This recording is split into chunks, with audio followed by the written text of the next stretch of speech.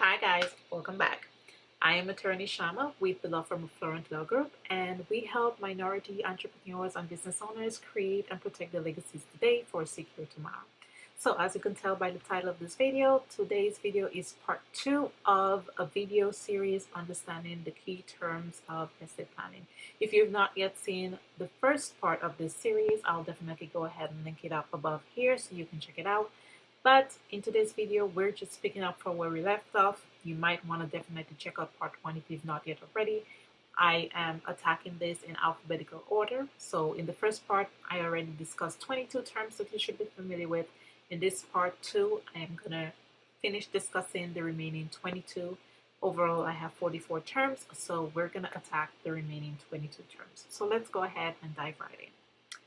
So the next term you should be familiar with is a term or a phrase called interest of a beneficiary. And what that means is pretty much the right of a beneficiary to receive income or principal either under a will or a trust. So the next term you should be familiar with is inventory, and inventory in estate planning pretty much carries a similar definition that it does anywhere else. An inventory pretty much is just a list of the assets that you own at the time of your death. So just like a business inventory would list all their products that they have and the goods that they have, inventory in estate planning just refers to a list of the assets that you own. And it's typically filed with the court as well. Now, irrevocable trust is another key term that you should be familiar with. And an irrevocable trust is a trust that cannot be terminated, it cannot be revoked, it cannot be changed, it cannot be amended, it cannot be modified by the grantor or the person who created the trust. So an irrevocable trust, there are a lot of benefits to it, and we'll cover those in a future video. But if you are creating an irrevocable trust, just be aware that all that means is after you've created it, you can't change it, you can't terminate it, you can't revoke it, you can't modify it at all, unless there are certain exceptions, of course, or other ways to do that. But that's pretty much what an irrevocable trust is. A next term, as far as trust is concerned, that you might be familiar with is living trust. And a living trust is pretty much just the trust that you created during your lifetime. That's all it is. You created a trust during your lifetime. It's a living trust. The next term that you should be familiar with is called a no contest clause. A no contest clause is a provision that's included either in a trust agreement or a will. And pretty much what a no contest clause is, it states that anyone who wants to challenge or sue based on their inheritance or property that they're entitled to under the will or the trust, if they chose to challenge or sue for that inheritance, they're pretty much forfeiting their entire inheritance. So if they were entitled to receive anything under a trust or a will, and that person decided they're going to take that to court and challenge their inheritance or whatever it is that they're receiving, they've pretty much forfeited their entire inheritance and they would receive nothing. Some states allow it, some states don't, but that's the general idea of a contest clause, of a no contest clause. So another term that you might hear, or phrase that you might hear thrown around a lot in estate planning, is operation of law. And what operation of law is, it's pretty much how property passes either under state law, because you might have died without a will, or because of how property has been titled.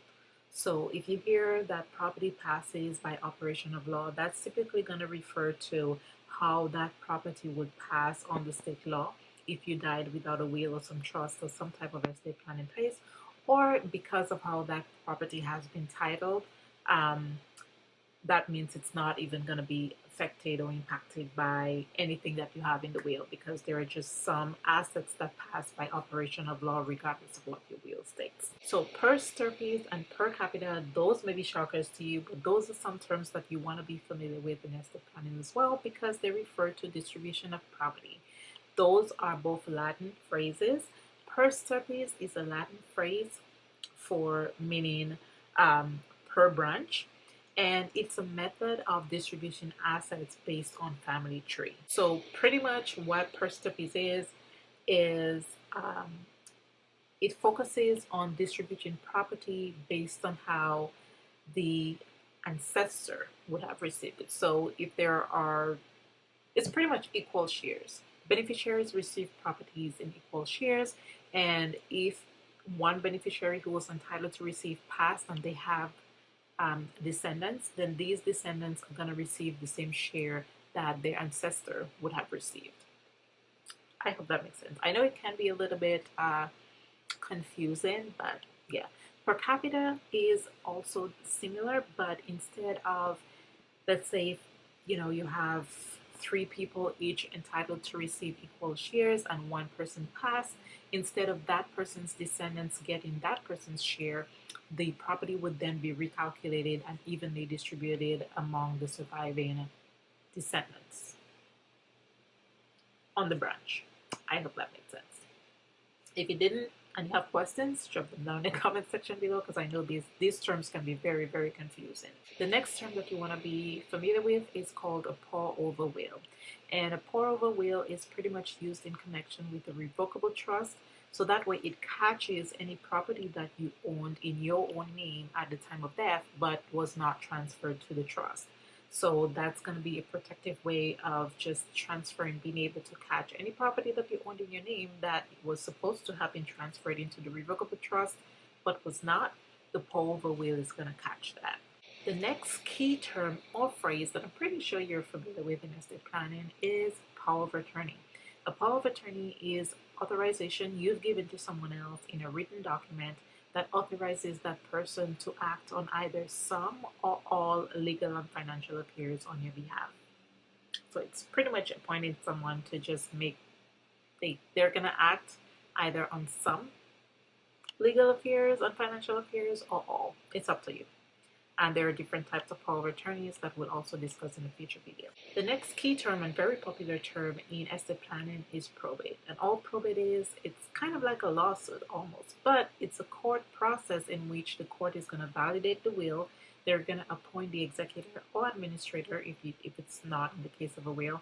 And it also provides for distributing property either under the terms of the will or under state laws if there's no will. So that's probate is just the process that covers that entire thing: validating the will, appointing the executor or administrator, and distributing property either under the terms of the will or under state laws. The next term that you want to be familiar with is real property, and real property just refers to land and anything attached to land. So land would be real property, and things like houses, buildings, anything attached to the land is also considered real property. So the next term that you want to be familiar with as far as your estate is concerned is residual estate. And the residual estate refers to all the assets and property that remains after all expenses have been paid, taxes have been paid, debts have been paid, and money and property have been distributed to the beneficiaries according to your will. Anything that remains after all of those things are taken care of is referred to as the residual estate. The residual estate is also typically referred to as the remainder of the estate or the residue of the estate. But all that refers to is everything that remains after all debts have been paid, expenses and taxes have been paid, and after all specific gifts like money and property has been distributed to beneficiaries. The next term that you want to be familiar with is called a revocable trust, and a revocable trust pretty much allows the grantor to be able to revoke it, terminate it, amend, change, modify it. They can do whatever they want to with a revocable trust. So in part one, we talked about irrevocable, where the grantor, once it's formed the trust, cannot revoke, change, modify, amend, or anything. A revocable trust is going to allow you to make changes to it, terminate it, and revoke it if you want to. Special needs trust is another term that you may want to be familiar with, especially if you have someone who is disabled. A special needs trust is a trust that's created for the benefit of a disabled person so that you can allow that disabled person to become eligible for government assistance, and whatever property is held in that special needs trust is not going to impact that person's eligibility for government assistance. Other key terms that you want to be familiar with is tangible personal property, and that's often used in wills quite a lot. The tangible personal property refers to any property that you can touch. It has physical touch and move. So think of things like furniture, cars, jewelry, anything that you own that you can touch and move would be tangible personal property. In the same light, in intangible personal property, they have value, but they can't really be touched, like bonds and stock certificates and all of that stuff. Well, not stock certificates, but stocks. All of those have values, but you can't really touch it. So those would be intangible personal property. Testamentary is another term that's used pretty often in estate planning, and that refers to a will or any other document that you have that becomes effective at death. So yeah, a testamentary document is just a document that refers to, it has some relation with your death and it becomes effective at death, like your will. Okay, so another key term that you want to be familiar with, and this one is used particularly in reference to a will, is a testamentary trust. And a testamentary trust is a trust that's created under the provisions of a will, but only becomes operative once the will has gone through probate and the property under the will have been distributed. So if you've not yet watched part one, I believe that was in part one where I defined what probate is, I think, or maybe it's already in this video at this point. I know we've been here for a while and we're coming down through the pipeline, but it's light at the end of the tunnel. We're almost there. But either at the beginning of this video or in part one, I defined what probate is, but the testamentary trust is going to become operative once that will has been probated and property has been distributed under the terms of the will. Another key term to understand in estate planning is testator or testatrix. And the testator refers to the person who is making the will. Okay, so if you are creating the will, you would be referred to as a testator if you are male. And if you are female, you would be referred to as a testatrix. But they both mean the same thing, the person who's creating and signing the will. A trust, I'm sure many of you have heard the term trust used in estate planning, and all that is, it's an agreement or some form of arrangement where property can be held either by an individual, a bank, or a trust company, and that property is held and managed by that trustee for the benefit of beneficiaries. So that's all the trust is. It's pretty much an arrangement to hold property for the benefit of another person. Trustee is another term, and of course a trustee is associated with a trust. A trustee, again, is an individual, bank, or a trust company that's specifically appointed under the terms of a trust to manage and hold property for the interest of beneficiaries. Okay, so that's all a trustee is. It's someone that you've appointed in a trust agreement. That person can either be an individual, a bank, or a trust company. And that person's responsibility is to manage the property that's placed in that trust and to hold the property for the interest of the beneficiaries of that property in the trust. All right, we're coming down the whistle here. We got two more terms that you should be familiar with.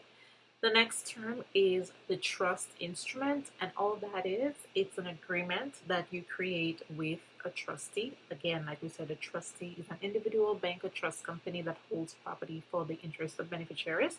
So the trust instrument is everything, that arrangement that provides for the terms and provisions of how property should be held, how the trustee should act, and when the property should be distributed to beneficiaries. A trust instrument is also typically referred to as a trust agreement or a declaration of trust. It depends on who you talk to, but just know that all of these terms mean the same thing. And the most important term, well, maybe not the most important, but I'm pretty sure it's a term that all of you watching this video has to be familiar with, is a will. And the will is a document in which you name beneficiaries. So you're going to list specific people called beneficiaries that will inherit your property upon your passing. You're also going to name an executor who will administer your estate, pay taxes, pay debts upon your passing. And that person is also going to distribute assets to your beneficiaries. Okay, so that's all a will is. It's pretty much listing assets, listing beneficiaries, naming an executor who is gonna pay your taxes, pay your debts, and distribute your property to your beneficiaries. And a will is It's often referred to as the last will and testament in legal terms. So there you have it. Those are the key terms of estate planning. I know some of the terms were familiar and others maybe not so much, but I hope this video, these parts 1 and 2, were very helpful to you in helping you understand the key terms that are used in estate planning. I hope you guys enjoyed the video. If you did, definitely go ahead and give me a big thumbs up. It definitely helps me out in the YouTube algorithm to help other people searching for content like this to come upon my videos. If you have not yet already, go ahead and hit the subscribe button. It's totally free. It doesn't cost you anything, so hit the subscribe button. And don't forget to hit the post notification so you never miss another video. I'll see you guys next time. Go out there and create your legacies, but most importantly, do not forget to protect it. Thanks again for watching. I'll see you guys next time. Bye, guys.